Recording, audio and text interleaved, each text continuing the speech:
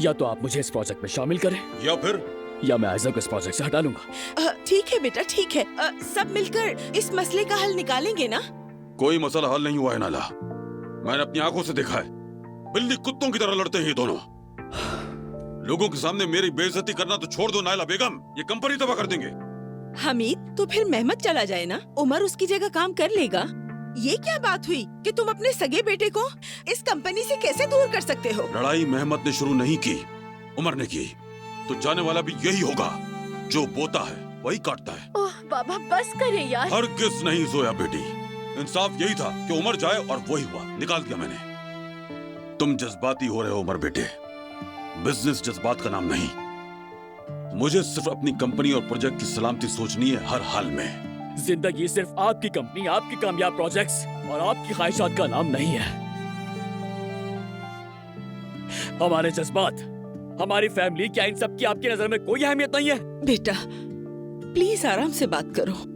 हमेशा अपने प्रोजेक्ट्स और कंपनी को किसी भी चीज से ज्यादा अहमियत नहीं थी। हमेशा ऐसा ही होता है।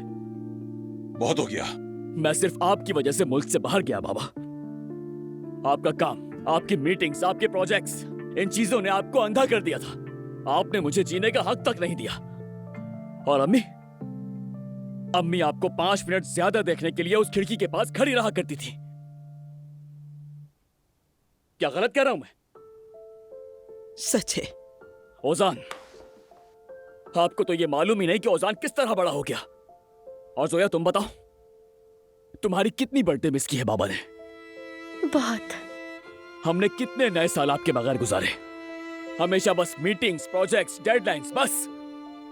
हम आपकी फैमिली है बाबा।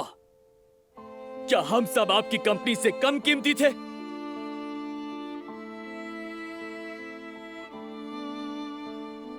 बेटा प्लीज बस कर जाओ। खामोश क्यों है बाबा?